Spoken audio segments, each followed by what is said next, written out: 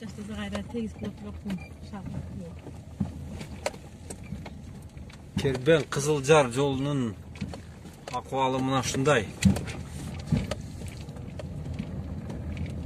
Köp yıllardan beri Oңдолбой Сайыс тунвагында şu жолдор салынган боюнча bir da жолу капиталдык ремонттон өткөн эмес. Анча мынча жамоо иштерин жүргүзүшкөн, бирок абалы азыр өтө оор.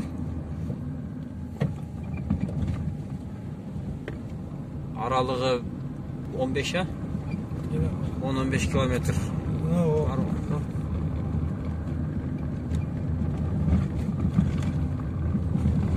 Ең жақсы деген жерінде мына 20-25 саатына жылдамдық менен жүрөсүң.